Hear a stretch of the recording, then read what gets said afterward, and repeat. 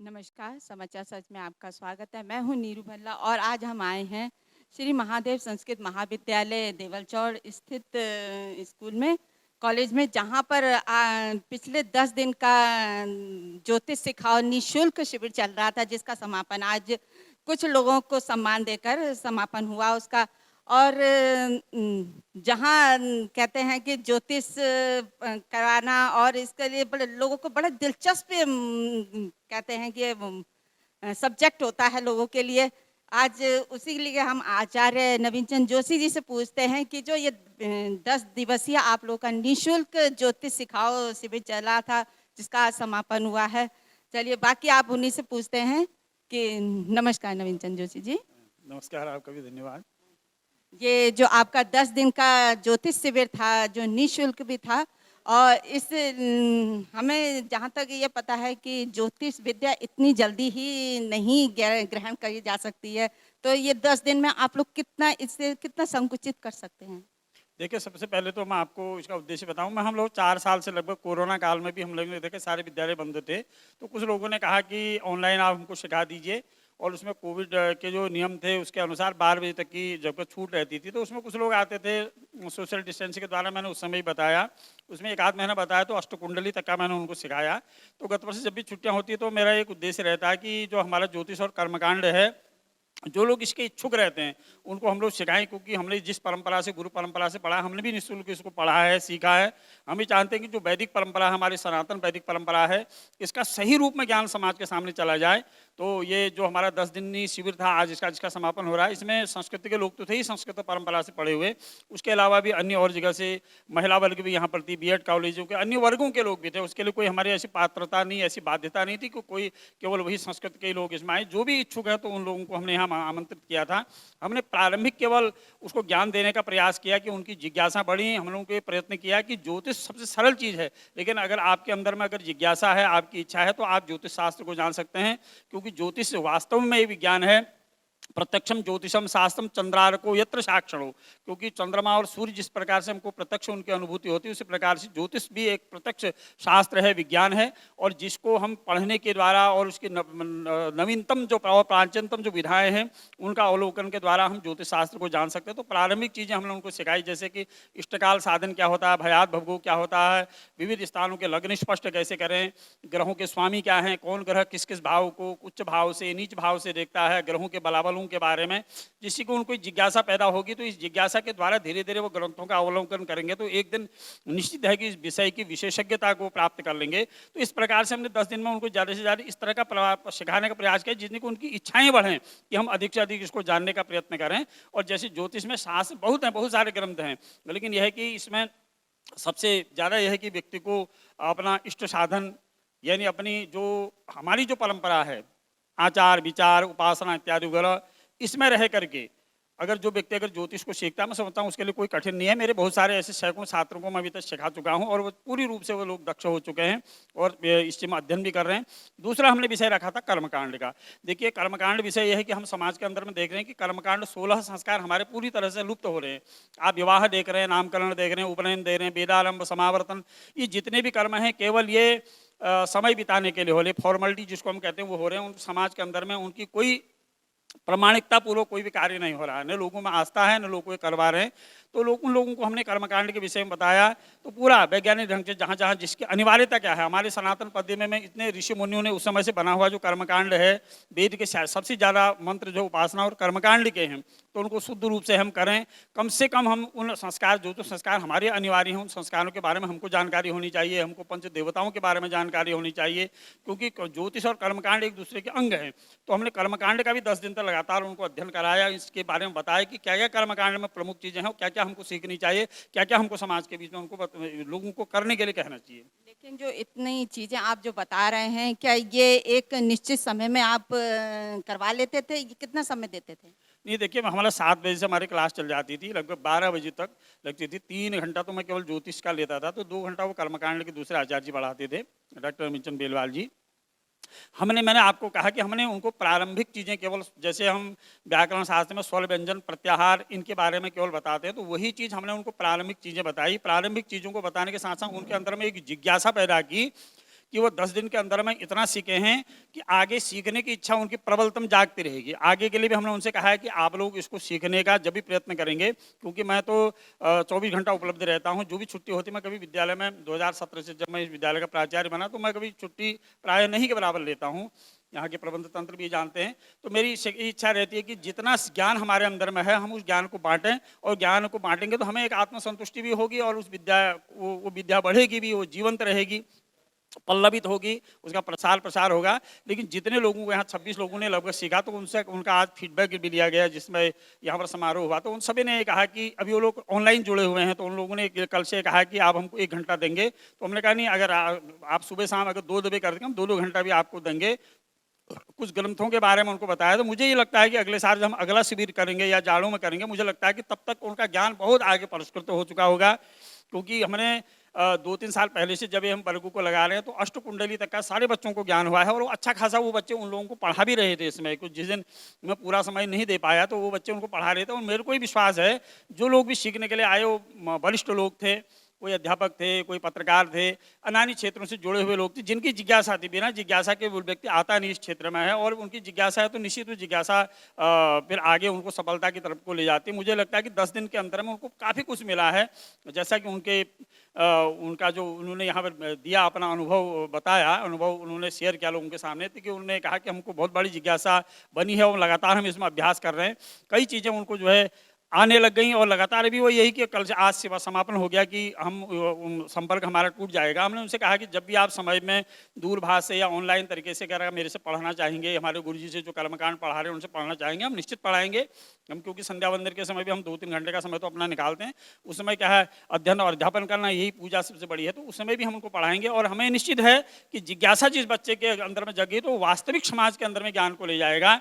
जो हम आज समाज के अंदर में देख रहे हैं कि ज्योतिष में, कर्मकांड में बहुत सारी विकृतियां आ गई हैं, और वास्तविक चीज से अगर प्रारंभ से लोग सीखेंगे तो निश्चित तौर पर है कि असली चीज वो समाज के सामने परोसने में समर्थ होंगे। हाँ, जोशी जी, एक मेरी भी जिज्ञासा है कि जैसा कि कलयुग है और लोग बोलते हैं कि उच्च ग्रह जिस तरह से काम करते थे आज, लेकिन नीच ग्रह ज़्यादा तेजी से काम करते हैं हमारी कुंडली में, हमारे जीवन में, तो ये क्या सही है क्या?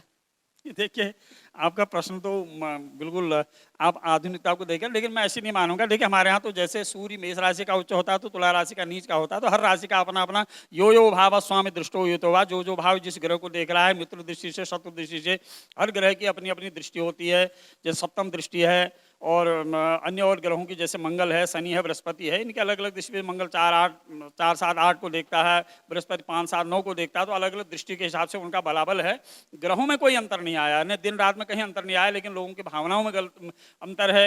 अच्छी तरह से जो फलादेश कर रहे हैं, क्या वो ग्रह को कितनी उनको जानकारी है, ग्रह का मार्गी अस्त उदयी होना कितने अंश का है, जागृत है, सुसुप्त है, चर है, स्थिर है, द्विभाव में कहाँ बैठा है, और तमाम द्वादश भावों की कितनी जानकारी उनको, किस आधार पर फलादेश को कर रहे हैं, ये तमाम सारी चीजें होती। मैं समझता हूँ कि आज भी फलादेश कहीं गलत नहीं है। अगर आपने सही ग्रंथों का अवलोकन किया है, सही आपकी कुंडली बनी है, तो मैं समझता हूँ 99% आज भी ज्योतिष की भविष्यवाणियां सही हैं। लेकिन सही तब होंगी जब हम तब वहां तक पहुंचेंगे। वहां तक पहुंचने से पहले ही हम लोग व्यवसायी हो जा रहे हैं, तो वो चीज़ गलत है। मैं समझता हूँ कि उन लोगों को ये ज्ञान आ जाए, मैं इसीलिए हमारा निःशुल्क हमने ये चलाया। हम ये चाहते हैं कि लोग जो भी इसको सीखें और उस परंपरा तक जाएं, कम से कम वहाँ उस तक जाएं, और जो कि बीच में ये न रहे कि भाई इस ग्रहों का हमको फलाफल नहीं मिला। उसका पूरा अध्ययन करिए, और अध्ययन करने के बाद आपको पता चलेगा, क्योंकि ये वेद का अंग है। तो निश्चित है, वेद के जो 6 अंग हैं भगवान वेद पुरुष के, तो वो तो गलत तो नहीं हो सकते हैं। वो भगवान वेद के आँख हैं, तो आँखें तो कभी गलत नहीं देख सकती हैं। अगर आँखें सही हैं तो वो संसार की सब चीज़ों को सही देखेंगी। एक जोशी जी, आपने अपने वार्ता में एक चीज और बताई है कि ये षटाष्टक दोष क्या होता है कुंडली में? देखिए, 2 चीज़ें होती है कुंडली में, एक मित्र षटकाष्टक होता है और एक शत्रु षटकाष्टक होता है। राशि से 6ठा और 8वां होना, ये षटकाष्टक दोष। 6 और 8 होना षटकाष्टक दोष हो जाते हैं। कुछ मित्र षटकाष्टक होते हैं, जैसे हमने कहा मेष राशि और वृश्चिक राशि, ये मित्र षटकाष्टक आपस में हो गए। इनमें अगर विवाह हो रहा तो दोष नहीं होगा। मित्र षटकाष्टक, षटकाष्टक नाड़ी दोष ही तरह से आदि नाड़ी, मध्य नाड़ी, अंत्य नाड़ी, तो नाड़ी दोष षटकाष्टक है। और क्या कहते हैं वर्ण इत्यादि वर्ण नव पंच दोष वगैरह इत्यादि ये कुंडली में मिलाए जाते हैं। तो ये भी एक मित्र षटकाष्टक दोष होता है, लेकिन उसमें ये भी ध्यान रखना चाहिए ज्योतिषी को कि मित्र षटकाष्टक में कोई विवाह में वर्जित नहीं है, क्योंकि मेष राशि का मालिक भी जैसे मंगल है तो वृश्चिक का भी मंगल है, तो वहाँ उनका दोष नहीं होगा। इसी तरह से मंगल है लग्ने वेच पाताले जामित्रे चाष्टमे कुजेनी, इन स्थानों में अगर मंगल होगा तो मांगलिक कहलाएगा। तो उस मंगल के दोषों को काटने के लिए भी ग्रह होते हैं। तो मेरा कहने का मतलब है कि यहाँ तक अध्ययन जरूर होना चाहिए। विशेषकर हमारे यहाँ ज्योतिष में सबसे पहले हम जब सिखाते हैं बच्चे को तो हम ये कहते हैं कि इष्ट साधन करो। तो इष्ट साधन का ही मतलब है कि आपका अभीष्ट सिद्ध कैसे होगा, वो चीज़ें आप अपने पास रखिए, अपने इष्ट को साधन करिए, अपने समय का सदुपयोग करिए। तो वही इष्ट साधना, वही उपासना आपको एक दिन ऐसे स्थान पर ले जाएगी जहाँ से आपकी भविष्यवाणी प्राय कभी अशुद्ध नहीं होगी, क्योंकि आपकी वाणी में परमात्मा बैठेगा। जो माँ भगवती आपकी वाणी में विराजमान होगी तो आपकी भविष्यवाणी 100% सत्य होंगी, ऐसा मेरा विश्वास है। मेरा नाम नमस्कार, मेरा नाम दीपक जोशी है। मैं अमरावती कॉलोनी मल्ला बमोरी हल्द्वानी में रहता हूँ। और मेरे को आज यहाँ पे जो पुरस्कृत किया गया है वो मेरी 19 पीढ़ी से जो काम किया हुआ आ रहा है ज्योतिष का एक पंचांग है, श्री गणेश मार्तंड पंचांग, जो करीब 117 साल से पब्लिश हो रहा है, उसको मैं आज चला रहा हूँ। ये काम सारा मेरे 19 पीढ़ी पुराना है। मैं सिर्फ उसका ध्वजवाहक हूँ और मैं उसकी अपनी जो काम करने का जो पुरानी पीढ़ी का जो कार्यभार है वो उसको मैं संभाल रहा हूँ। तो उनके द्वारा जो किए गए कार्य उसके लिए मेरे को सम्मानित किया गया और मैं बड़ा गौरवान्वित हूँ। धन्यवाद दीपक जी। ये थे हम लोग श्री महादेव संस्कृत महाविद्यालय में, और इसी तरह हाँ जी, नमस्कार। नाम? मैं डॉक्टर नवीन चंद बेलवाल, सेवानिवृत्त प्रधानाचार्य, श्री सनातन धर्म संस्कृत महाविद्यालय रेलवे बाजार हल्द्वानी। अभी डॉक्टर नवीन चंद जोशी जी के आग्रह से मैंने यहाँ पर 10 दिवसीय निःशुल्क यह जो कर्मकांड और ज्योतिष का प्रशिक्षण है इसमें प्रतिभाग किया। मैंने छात्रों को प्रशिक्षण दिया है कि छात्र लोग कम से कम समय में, और जब कभी विद्वज्जन हमारे पास उपलब्ध न हो तो भी हम अपने घर पर अपने कार्यक्रमों को सूक्ष्म रूप से किस प्रकार संपादन कर सकें, अपने संस्कारों को अपने घर में पुरोहित लोगों के अभाव में भी कर सकें, इस बात को ध्यान में रखते हुए छात्रों को प्रशिक्षण दिया। और छात्रों ने बड़ी जिज्ञासा से, बड़े परिश्रम से उसको सीखा। क्योंकि जब हम जिस चीज़ को आज बताते थे उसको 1-2 दिन बाद जब पूछते थे तो सभी छात्रों ने उसका सही उत्तर दिया। इसको देख करके लगता है कि सभी छात्र हमारे ज्ञान से लाभान्वित हुए। क्योंकि यह जो हमारे संस्कार हैं, हमारे जो षोडश संस्कार हैं, इन संस्कारों के 3 मुख्य प्रयोजन बताए गए हैं शास्त्रों में। जात कर ये गर्भाधान से लेकर के अन्नप्राशन तक जितने हमारे संस्कार हैं, 6 संस्कार, इन संस्कारों का जो प्रयोजन है, इन संस्कारों को करने का जो लाभ है वो शास्त्र में बताया गया कि दोष का परिमार्जन, हमारे इस शरीर में उत्पत्ति के समय से यदि जो दोष रह गए हैं उसके परिमार्जन के लिए ये संस्कार किए जाते हैं। और उसके बाद जो समावर्तन तक के 5-6 संस्कार हैं, उन संस्कारों का प्रयोजन है कि गुणाधान, माने हम उसको अच्छे से अच्छा किस प्रकार बना सकें। सोने का हम लोग अलंकार धारण करते हैं, महिलाएं अलंकार पहनती हैं, हम लोग पहनते हैं। वह जो सोना है जब खान से निकलता है तो उस समय वह सुवर्ण खंड अनेक मतलब यह है कि अशुद्ध रूप में होता है, उसमें बहुत मलिनता होती है। तो सबसे पहले स्वर्णकार उसको, उसके दोष को, उसकी मलिनता को दूर करता है और उसके बाद एक सामान्य रूप में उसको लाता है। उसके बाद जो है उस सोने से उसने कभी जैसे गले का हार बनाना है, नासिका का, नाक की नथ जिसको कहते हैं वो बनानी है, कानों के आभूषण बनाने हैं, माथे में लगाने वाला जो टीका है वो बनाते हैं, हाथों के कंगन हैं। मतलब स्वर्णकार अपनी इच्छा के अनुसार जैसे उस अलंकार को बनाता है, ऐसे ही अध्यापक ने या माता पिता ने संस्कार करके उस बालक को एक अच्छे रूप में समाज के समक्ष प्रस्तुत करना है। तो ये गुणाधान नाम का द्वितीय वो है। और तीसरा विवाह जो संस्कार है उसको शास्त्रों में बताया गया है हीनांग पूर्ति। स्त्री और पुरुष जब दो मिलते हैं तब वह एक पूर्ण पुरुष माना जाता है। माने अपने अकेले पुरुष की अकेले कोई सत्ता नहीं है और न मात्र केवल महिला की अकेले सत्ता है। स्त्री और पुरुष जब परस्पर मिलते हैं तो तभी वह परिपूर्ण माना जाता है। उसके लिए हमारे शास्त्रों में विवाह संस्कार उसको नाम दिया गया। तो यह हीनांग पूर्ति नाम का तृतीय वो शास्त्रीय विधा है।